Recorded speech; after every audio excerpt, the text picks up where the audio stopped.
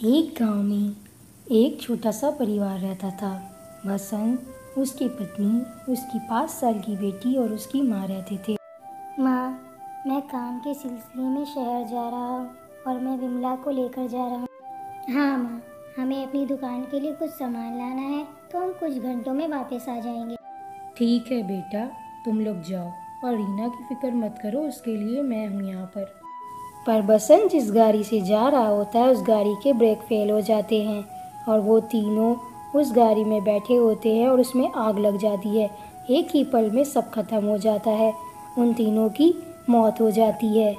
माँ जी, आपका बेटा बहू जिस गाड़ी में जा रहे थे वो गाड़ी का एक्सीडेंट हो गया है और उन लोगों की लाशें भी नहीं बची हैं। उस गाड़ी का ड्राइवर और आपका बेटा बहू दोनों की मौत हो चुकी है। एक गांव के आदमी ने आकर बसंत की माँ को सब कुछ बता दिया था। बसंत की माँ फूट फूट कर रोने लगी कि उसे अपने बेटे बहू की लाश तक की भी नहीं मिली।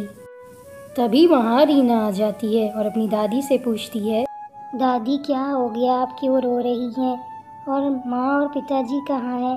दादी, कुछ तो बोलो, मुझे बहुत खराब लग रहा है, आप ऐसे रो मत। बेटा, तेरे माता और पिता इस दुनिया में नहीं रहे। वो लोग शहर जा रहे थे, उनकी गाड़ी का एक्सीडेंट हो गया और उन दोनों की वहीं पर मौत हो गई। दादी, अब क्या होगा? हम लोग कैसे रहेंगे? पिताजी तो थे जो घर चलाते थे, अब हम लोगों का घर कैसे चलेगा उनके बिना? बेटा, तू बिल्कुल परेशान मत हो, मैं हूं ना। मैं तुझे कभी माँ बाप की कमी होने नहीं दूंगी। अब रीना की दादी इधर उधर सबके घरों में जाकर काम करने लगी और रीना और अपना खर्चा उठाने लगी।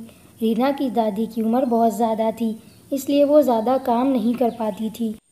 कुछ साल ऐसे ही बीत गए और अब रीना बड़ी हो गई थी। रीना बहुत खूबसूरत सी लड़की थी। रीना को बहुत अच्छा वड़ा पाव बनाना भी आ गया था। ऐसे ही वक्त के साथ साथ रीना की दादी और भी बूढ़ी हो गई थी। अब उससे कोई भी काम नहीं होता था। दादी, देखो ना, मैंने तुम्हारे लिए क्या बनाया है। ये वड़ा पाव है, मुंबई की सबसे फेमस डिश। तुम खा के बताओ कैसा है। अरे वाह रीना, ये तो बहुत अच्छा बना है। तुम्हें तो ये बहुत अच्छा बनाना आता है। हाँ दादी माँ, मैंने अपनी सहेली से वड़ा पाव बनाना सीखा है। और अब आप घर में ही रहोगी, कहीं घर में जाके काम नहीं करोगी और दिन भर आराम करोगी। कल से मैं वड़ा पाव की दुकान लगाऊंगी और अब मैं घर का सारा खर्च उठा लूंगी। ठीक है बेटा, जैसी तेरी मर्जी, पर मैं नहीं चाहती थी तू मेहनत। दादी, मैं बाजार जा रही हूँ वड़ा पाव बनाने का कुछ सामान लेने, और आप यहीं रहिए और आराम करिए। ये कहकर रीना वहाँ से चली गई और उसकी दादी उसे देख रही थी कि रीना कितनी समझदार हो गई है। और अगले ही दिन से रीना ने वड़ा पाव का एक ठेला गांव के बीच लगाना शुरू कर दिया और उसके ठेले पर ग्राहक भी आने लगे थे। अरे रीना बहन, ये क्या बेच रही हो? देखने में कुछ नया सा लग रहा है, ज़रा मुझे भी खिलाओ, मैं भी तो देखूं क्या है। उस गांव के लोगों ने कभी वड़ा पाव नहीं खाया था, इसलिए वड़ा पाव उनके लिए बहुत नई चीज़ थी जो रीना ने दुकान लगाई। अरे आंटी, ये वड़ा पाव है, ये मुंबई की डिश है और वहाँ बहुत फेमस है। आप खा के देखिए और फिर बताइएगा कि कैसा बना है। वाह रीना, तूने तो कमाल कर दिया। ऐसा वड़ा पाव तो मैंने कहीं नहीं खाया। अब मैं रोज़ तेरी दुकान आऊँगी खाने के लिए। ऐसे ही करते करते रीना की दुकान के चर्चे पूरे गांव में होने लगे। सब लोग उसके वड़ा पाव की बातें करने लगे। सुनिए जी, आप चलिए मेरे साथ, मैं आपको रीना के वड़ा पाव खिलाऊंगी। ऐसे वड़ा पाव तो यहाँ गांव में कहीं नहीं मिलते और बहुत अच्छा बनाती है। आज रात में मैं खाना नहीं बनाऊंगी, हम लोग वहीं चलेंगे वड़ा पाव खाने।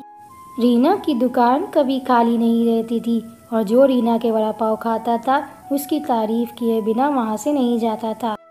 अच्छा हुआ रीना, तुमने यहाँ एक वड़ा पाव की दुकान खोल ली, नहीं तो इस गांव में वड़ा पाव क्या सैंडविच भी नहीं मिलती थी। तुम्हारे वड़ा पाव इस पूरे गांव में फेमस है।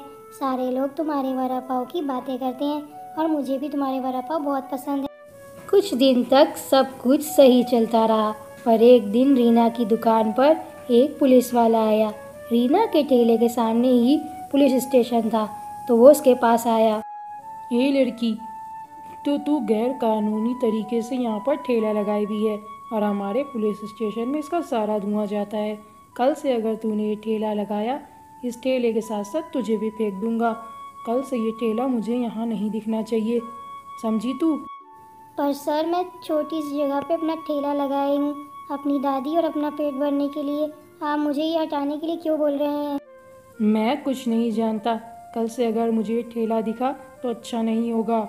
इतना कहकर वो पुलिस वाला वहाँ से चला जाता है और रीना बहुत परेशान हो जाती है कि अब वो क्या करेगी। रीना बहुत परेशान हो जाती है और सोचते सोचते जल्दी से अपनी दादी के पास जाती है। वो सोचती है अगर उसने ठेला हटा दिया तो अपना और अपनी दादी का खर्चा कैसे उठाएगी। रीना घर आकर अपनी दादी को पूरी बात बता देती है और उसकी दादी भी चिंता में पड़ जाती है कि अब वो दोनों क्या करेंगे। बहुत सोचने समझने के बाद उसकी दादी रीना से कहती है, देख रीना, तेरे वड़ा पाव तो अब गांव में सब जगह फेमस हो गए हैं। अब तू कहीं भी ठेला लगा ले, तेरे वड़ा पाव खाने गांव वाले ज़रूर आएंगे, क्योंकि यहाँ वड़ा पाव कोई नहीं बेचता है। तो तू कल से पुलिस वालों की रजामंदी से कहीं जगह ले ले और वहीं पर अपना ठेला लगाना शुरू कर दे। और यहाँ गरीबों की वैसे भी कोई नहीं मदद करता फ्री में, वो तुझसे किराया लेंगे, तू उनको किराया दे दिया करना हर महीने। ठीक है दादी, मैं कल से कहीं और जगह ले लेती हूँ किराए पे और वहीं पर अपना ठेला लगाना शुरू कर दूँगी। ऐसे ही सुबह हो जाती है और रीना अपना ठेला कहीं और लगाने लगती है। पर रीना की दुकान पर सभी लोग आते हैं क्योंकि उसका वड़ा पाव पूरे गांव वालों को पसंद भी था। कुछ ही समय में रीना बहुत अच्छे पैसे कमाने लगती है और वो ये देखकर बहुत खुश थी कि उसके पास इतने ज़्यादा पैसे भी हैं। ऐसे ही रीना को कुछ महीने हो जाते हैं। वड़ा पाव बेचकर उसने बहुत ज़्यादा पैसे कमा लिए थे। उसने अपनी दादी और अपने लिए बहुत बड़ा घर भी ले लिया था। अब वो और उसकी दादी खुशी खुशी एक साथ घर में रहने लगते हैं।